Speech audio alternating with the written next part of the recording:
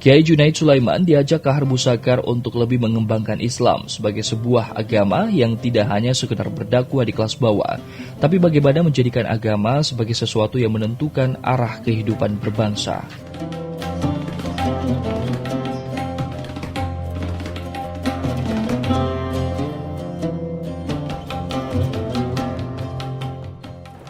Dalam perkembangan berikutnya, ternyata Gurta Ki Haji Junaid Sulaiman ini mendapatkan ajakan untuk lebih mengembangkan Islam itu sebagai sebuah agama yang tidak hanya sekedar berdakwah di kelas bawah, tapi bagaimana menjadikan agama itu sebagai sesuatu yang menentukan kehidupan berbangsa. Akhirnya beliau itu bergabung dengan DITI, ya Kahar Muzakar, ya sekitar tahun 1051. Ya, masuk di hutan, dan beliau itu menjabat sebagai Menteri Kehakiman di hutan itu. Kemudian sekitar pada tahun 1962 beliau kembali, ya karena saat itu sudah terjadi kedamaian antara tentara dengan DITI, sudah dibubarkan juga. Kemudian Gurta Ki Haji Junaid Sulaiman ini kembali ke kota, khususnya di kota Watampone.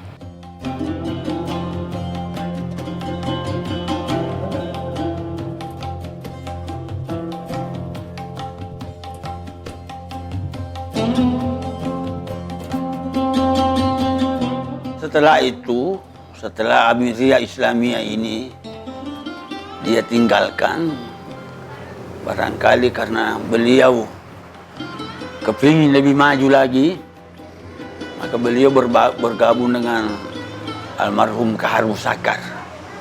Jadi beliau itu bergabung di almarhum di Kahar Muzakar. Iya, iya.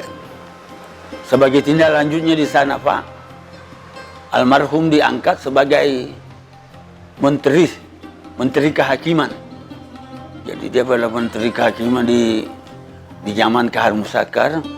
Kemudian beliau juga pernah diangkat sebagai menteri keuangan. Jadi dua itu menterinya itu dari menteri keuangan dan menteri kehakiman waktu Kahar Muzakar. Kemudian setelah itu beliau kembali ke kota. Inilah yang sekarang sampai maksudnya berjalan beliau melaksanakan dakwah Islamiyah di Masjid Raya Watampone, Pak. Jadi kurang lebih itu 10 tahun barangkali itu beliau melaksanakan dakwah Islamiyah dengan jamaah Masjid Raya Watampone, yaitu dengan mengaktifkan seluruh kegiatan jamaah. Misalnya di bulan suci Ramadan beliau mengadakan i'tikaf dengan jamaah selama 10 hari di akhir bulan Ramadan. Kemudian beliau juga mengumpulkan penghafal Al-Quran. Jadi penghafal Al-Quran yang pertama di sini banyak dulu yang menghafal Al-Quran, itu beliau lah yang pimpin selaku penghafal Al-Quran.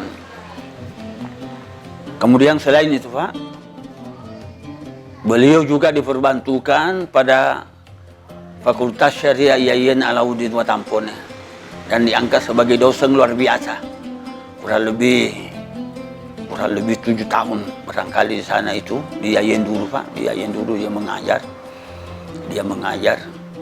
Kemudian setelah itu ya karena kemasyarakatan yang ingin dia kembangkan dakwah Islamiyah kepada masyarakat, akhirnya begitulah sampai sekarang. Akhirnya beliau mendirikan suatu yayasan namanya Yayasan Syiar Islam, yang pada masa dulu kegiatan Islam ini banyak-banyak kegiatan kemasyarakatan. Setiap ada acara-acara kemasyarakatan, jamaah selalu dia ikutkan. Jadi dia selalu ikutkan jamaah. Asal ada kegiatan-kegiatan, jamaah dia ikutkan. Jamaah. Kemudian ya beliau kena sakit Pak pada tahun. Jadi beliau itu wafat pada tahun 1996, Oktober 1996. Jadi beliau wafat Oktober 1996 dalam usia beliau 75 tahun.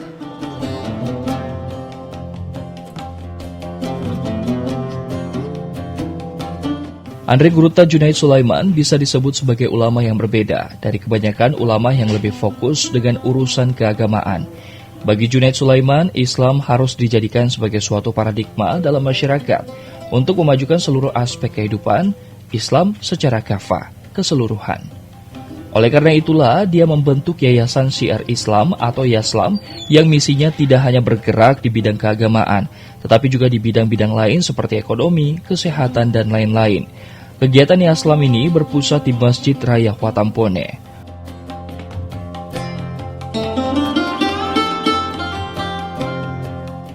Di sanalah beliau itu berupaya lagi bagaimana supaya masyarakatnya itu maju dan tidak hanya sekedar berwawasan keislaman, tapi Islam itu sebagai kafah dalam kehidupan masyarakat. Jadi Guruta itu membangun sebuah yayasan yang disebut dengan Yaslam, Yayasan Syiar Islam, yang tidak hanya bergerak pada bidang keagamaan. Jadi yayasan ini bergerak pada persoalan pendidikan, persoalan ekonomi, ya termasuk juga masalah kesehatan. Jadi di Masjid Raya Watampone sebagai pusat waktu itu ada semacam tempat pendidikan, ya. Ada juga di situ panti asuhan.